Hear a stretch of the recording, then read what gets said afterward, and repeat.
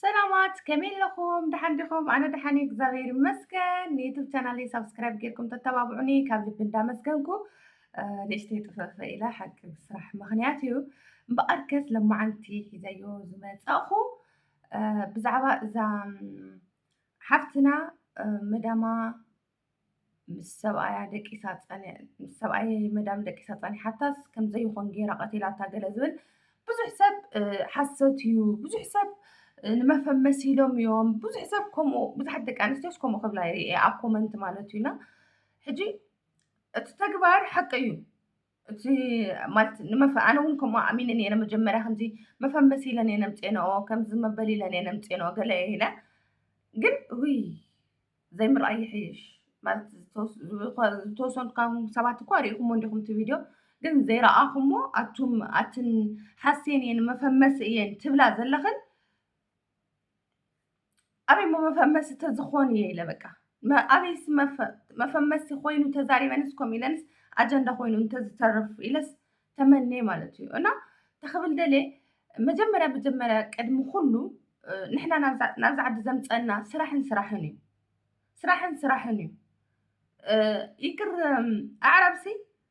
أبزعد متينا سدت تسديتنا سوا أي كن حز جل الناس أكون أنا كنا متينا أخون يدو تعارض مالتي أخون يدو ترع ولا حبشة ወይ ካብ ኣጋጣሚ ግዜ ካብ ንዋሕና ይኹን እንዳበልና ተፃሚድና ንወልድ ንዝምድ እሞ ኢትስ ኦኬ ንሱ ንዑ ፀገም የብሉን ግን መጀመርያ ክዓድና ክንመፅእ እንድሕር ሃለናስ ምስ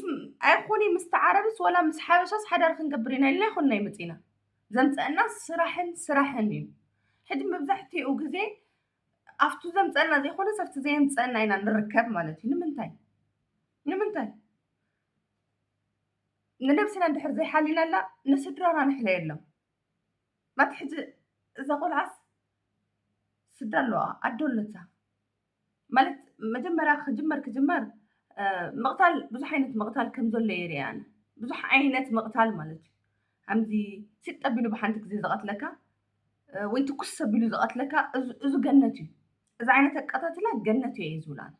إذا قول عتقتي لا تزلع عينتك قطعت لك نبذ خيتو ون ክስታይ ክኸውን ስለ ዝኾነ እዩ ታሽሙ ስለ ዘርኢ ደም ስለለለዎ ብበዝሒ ካብ መዓንጣ ታሕቲ ደም ስለለለዎ እና ከምዘይ ይኸውን ስለለኾነ ክፍሊ ኣካላታ ዩቱብ ንዓይ እንታሽሙ ክገብረኒ ስለ ዝኾነ ማለት እዩ ሕጂ ኣቃታትላ እውንስ ሓደ ግዜ ዞም ብጥይት ቅትል ለቢሎም ወደው ትኩስ ብሎም ዝቐትልዎም እውንስ ውይ ጨካናት ገለ ንብል እሶም ይሒሹ ዝኾነ ነገር ክንገብር ከለና ሪስክ ዘለዎ ነገር ክንሰርሕ ከለና ስድራና ንሕሰብ መዓስ ይመፁ መዓስ ንረኽቦም ዝብሉ ስድራ ኣለውና ናፀና ከምዘይኸውን ጌራ ኣላሕሲሳ ብሕጊጋ ሓሪዳስ ባይተወይ ንመይና እያ ከምኡ ጌራታ ኢለ ይሓስብና ተዓረብ ንመይና እያ ከምዚ ወይ ብኻራዊ ብገለ ኢለ እውን ይሓስብና ብማሽን ዝተሓገዘ እዩ ኢለ እየ ዝሓስብ እግራ እቲ ሓደ እግራ ከምዘይኾን ካብ ታሕቲ ማለት እዩ ካብ ፍርቂ ካብ ብርኩ ሓሲብኩም ወድኹም ብሂወት እንዳሃለኹም ዝስቃይ እዚ በፂሕኩም ክትሞቱ እንዳሃለኹም ብጣዕሚ እዩ ስቃይ እና ናብ ስደት ክንመፅእ ከለና መብዛሕትኡ ግዜ ፈቲና ከይፈተና ዘጋጥመና ፈተናታት ኣሎ ኮነ ኢልና ንኣትዎ ዘይኸውን ስእሉ ዘይረብሕ ንዓና ንቐፃሊ ዘይጠቕመና ሂወት እውን ኣሎ ኢማጂን ክሓስቦ ከለኹስ ስለ እስካሓስቦ ከለኹስ ክሰርሕ ኢለ መፅስ ምስ ዓሙይ ደቂሰ ተረኺበስ ሂወተይ ክስእና ከለኹ ኣብ ምንታይ ኣነ ካብ ኩሉ ኣብ ሂወተይ ክነብር ከለኹ ንዛይድ ሓሲባትላ ኣይትፈልጥ ከንጭራሹ ኣነ ዛይድ እንታ ክትበልዕ እያ ዛይድ ቀፃሊ እንታይ ሂወት ክትኾን እያ ቀፃሊ ዛይድ እንታይ ክትገብር እያ ቀፃሊ ዛይድ ኖ ከምኡ ኢለ ኣይፈልጥ እያ ዛይድ ተወዲቓ ከይሕማ ወይ ዛይድ ተወዲቓ ከይትሞት ኢላ ሓሲበላ ኣይፈልጥን ኣነ ንዛይድ ማለት እዩ ነደይ ብጣዕሚ እየ ዝሓስበላ ነደይ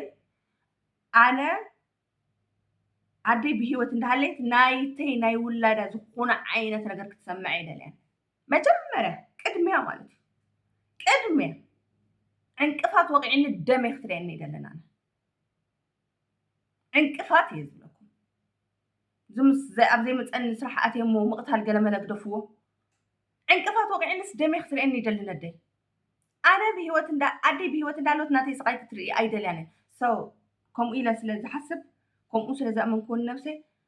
ንነብሰይ ካብ ብጣዕሚ እየ ዝከናኸና ምንም ከይትኸውን በቃ ምንም ከይትኸውን ብድሕሪ ደይ ዝኾነ ዓይነት ነገር የጋጥመኒ I don't care أدي بهيوت እንዳሃለየት ግን ናተይ ፀገም ናተይ ሕማቅ ክትርኢ ኣይደልያን ጭራሽ ማለት እዩ ናተይ ምውዳቕ ናተይ ምስኣን ቅርሺ ገለ ኣይኮነን ነቸር እዩ ዝሓለፍናዮ እዩ ስኢና እውን ስለ ዘዕበየትኒ ስኢና ኢላ ምንም ክትብል ኣይትኽእልን እያ ኣደይ ሓሚመ ሞይተ ግን ክትርእየኒ ኣይደልን ኣደይ ማለት እዩ ስለዚ ስደት ክንመፅእ ከለና ንዝኾነ ዓላማ ኢና መፂና እቲ ዓላማ ነስ ከነሳኽዕ ኣብ ዘይምፀና እስከ احنا بكونترات ክንመፅእ ከለና ማለት ኣብቲ ናይ ኮንትራት ትምህርቲ ብጣዕሚ እዩ ሪስክ ማለት ናምሮ ክትሓስቦ ከለካ ኣብዚ መፅኻ ተተግብሮ ትኮይንካ እሱ ናብ ሞት እዩ ዘዳርገካ ስለ ዘጋጥመኒ ሰብኣይን ቁልሕ ከይትብላ ተባሂልና ኢና ንመፅእ ንሕና ኮንትራት ክንመፅእ ከለና ማለት እዩ ሰብኣይን ሲ መች ፀዊዕካ ኣበየት ክትብሉ እየ ገለ ቁልሕ ማለት እዩ ተጋጊ ከጋጠምካ ኣነስ ኣብ ካንሸሎ ከይድ ከለኹስ ክንደይ መዓልቲ ተጋጨ ምስ ሰብኣይ ኣነ ማዕፆ ከፊት ክኸይድ እንዳሃለኹስ መን ከም ዝኾነ ከፊትሉስ ገና ኣትዩ ድፍ በቃ ኣይርአን ቁልሕለስ ኣይርአን እንቲ ማ ትሹፊ ገለ በቃ ፀርፊ ዓዲ እሱ ይሕሸኒ እንታ ኮንክ ተይልሃኒ ኣይ ከይረኣኽዎ ገጨዮ ደኒነ እንዳኸድኩ ትውዳእ ደኒነ እየ ልኸይድ ሰብኣይ ኣለዋ ብዝተባሃለ ቦታ ደኒነ እየ ልኸይድ እንታይ ገጥመን ብቅድሚ ኣይርኢ ብጣዕሚ ሰብኣይን እንተሪኢኽናለን ሰብኣይን ከምዚ እንተጌርክናለን ይቐትላ እየን ኢሎም እዮም ትምህርቲ ልውና ትክክል ኢኻ ይቐትላ እየን እዘን ዓዲ ብሰብኣይን ልመፀን ኣይፈትዋይ ካልእ ድሌትካ ግበር ብሰብኣይን ልመፀን ኣይፈትዋይ ብስሩ ብሰብኣይን ልመፀን ኣይፈትዋን ፀዊዕካ ሻሂ ኢልካ እኳስ ኣቤት ኢልካ ቀልጢፍካ ሻሂ እንድሕር ሰሪሕካሉ ምስ ከደት ሰብኣይ ንምንታይ ሻሂ ሰሪሕክሉ ትብለኒ ነይራ እሆ ሻሂ እኮ እዩ ኣዚዙ ሰብኣይ ከተይለያ ዝኾነ ነገር ፀዊዑ ግበርለይ እንተይልኪ መፂኺ ናባይ ማማ ባባ ከምዚ ግበር ይብለኒ ኣሎ በልኒ ሽዑ ሰሪሕካ ንዓይ ሃብኒ እያ ትብለኒ ነይራ ከማኻ ኣይከብር ነይረ መች ዶ ክድቅስ ክሓስቦ ማለት እዩ ትምድቃስ ማለት እዩ ትምድቃስ ፀዊዕንስ ኣቤት ኣይብሎን ኣጋጣሚ ተጋጊስ ከምዚ ደርፊ ዝብል ደርፊ እንታ ነበረ ኤቨር ሰብኣይ እዚ ዓይነት ድምፂ ክሰምዕ እያ በሉ ስለዚስ ናብዚ ዓዲ ዘምፅአና ሲ ምስ ማንም ዓይነት ዜጋ ወላ ሓበሻ ይኹን ወላ ገለ ይኹን ተመሪዒና ሓዳር ክንገብር ወይ ክገለ ክንገብር ዘይኮንና መፂናስ ክንሰርሕን ኢና ንሳቶም ብዝኣዘዙና መንገዲ ክንሰርሕ ኢና መፂና ንምንታይ ዳ ሂወትና ናብ ሓደጋ ነእትዋ እሙኻ በዚ ሕጂ ኩለን ሰልጢነን እየን ገዛአን ብሙሉአን ካሜራ ኣለዎ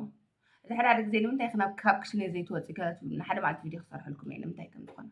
ከም ዘይወፅእ ካብ ክሽነ ማንም ንምልኒ ዘይኮነስ ባዕለይ ኣኽብሮት ንነብስኻ እውን ኣለዎ ስለዚ በጃኻትክን ኣሕዋተይ እንታይ ገዲስክን እንታይ ገዲስክን ሕራይ እንድሕር ዝኾነ ዓይነት ስምዒት እኳ ሃልይክን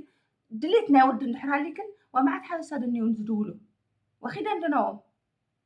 ኢብን ተዓረብ ሓዳር ክገብረልክን ኢልክን ኣይኮንክን ትድቅሳ ተሃሊኽን ማለት እዩ ተዓረብሲ ሓዳር ክገብረልክን ኢሉ ወይ ከዓ ዝኾነ ነገር ክገብረልክን ኣይኮንክን ትድቅሳ ንግዛዊ ስምዒት ኢልክን ከም ትድቅሳ ዘለኽን በር በዓል ሓዳር ምዃኑና ዓረብ ምዃኑ ትፈልጣልኽን ሰው ስምዒትክን ተራግፋ ተደሊኽን ኪዳ ናብ ሓበሻ እኒአው መዓት ሓበሻ እኒአው ይድውልልክን ከማን ይኾን እዮም ሕጂ እዛ ቆልዓ ኣነ ቋንቋም ከይስማዕን ኦሮሞ ፍትሒ ስለ ዝነበሩ ኦሮሞ እያ ኣይመስለኒ ግን ማንም ካልእ ዘይጋ ዋላ ትኹን ስለዚ በጃኻትክን ኣሕዋተይ በጃኻትክን ሓሶት እዩ ትብላ እንድሕር ኮንክን ከዓ ብመሰንጀር ወለድያ ዝብል ፌስቡክ ይንዕና ንኩሉ ክንቲ ቪድዮ ዓቕሚ እንድሕር ሃልይክን ክሰደልክን እየ ማለት እዩ ክሪኦ እየ ትብል ጓል እንድሕር ሃልያ ዓቕሚ እንድሕር ሃልይዋ ኣነ 3 መዓልቲ ድቃስ የደቀስኩም ሰብ ይሰድለይ ግን ክሪኦ እየ ትብል ዓቕሚ ዘለዋ ጓል እንድሕር ሃላ ክሰደላ ስለዚ በጃኻትክን ዘምፀአና ንፍለጥ ክኾን ንስድራና ንሕሰበሎም ንበይነና ጥራሕ ኣይንሕሰብ ስድራኩም ብሂወት እንዳሃለኹም ንስኻትኩም ብሂወት እንዳሃለው ናታትኩም ሕማቕ ኣይተርእይዎም ከዕብዩና ተቸጊሮምስ ብሂወት ከለና ሞትና ሰሚዖምስ ብሂወት ከለና ፀገማትና ሰሚዖምስ ብሂወት ከለና መጮይትና ሰሚዖምስ ይኽዘም ወለዲ ክንደይ እዮም ክፃወሩ ሰው ወለድና ብሂወት እንዳሃለው ንሕና ዝኾነ ነገር ንኸይንኾን ንሓልዋ በተለይ እዚ ናይ ግዝያዊ ስምዒት እዩ ንግዝያዊ ስምዒት ክትብል ሂወታስ ኢና ግዝያዊ ስምዒት ግን ምስ ሓደ ሓበሻ ምረኸበቶ ነይራ ሓበሻ እንድሕር ኮይና እታ ቆልዓ ማለት እዩ ወይ ከዓ ካልእ ዜጋ ተኮይና ካልእ ዜጋ እውን መረኸበት ሶ ንግዝያዊ ስምዒት እዚ ምስ ናትካ ከማካ ዝመሰለ ትረኽቦ እንዳሃለካ ዓረብ ግዝያዊ እዩ እያ ላው ክትሓስቦ ከለካ ሓዳር ክገብረላ ኢልካ ዘይሕሰብ እዩ ሶ ንግዝያዊ እሲ ሓደ ሓበሻይ ካብቶም ዝድውሉ ካብቶም ዝፅሕፉለይ ናብ ሓደ ከይደ ስምዒተይ ከራግፍ ይኽእል እየ ማለት እዩ ስለዚ በጃኻትክን ኣሕዋተይ በጃኻትክን ተጠንቀቓ ነብስኽን ሓልዋ ዜና ዓረብ ዘይፈትዎ ነገር ኣይትስርሓ ዜና ዓረብ ኣብ ገዛእን ክግበር ዘይደልያ ነገር ኣይትግበራ ስራሕ ይምፂና ንስራሕ ጥራሕ ሰሪሕና ብዝተኻእለና መጠን ብሰላም ዓድና ንመለስ ክብለክን ይፈቱ የቀኒየለይ ሳብስክራይብ ዘይገበርኩም ሳብስክራይብ ግበሩ ቻው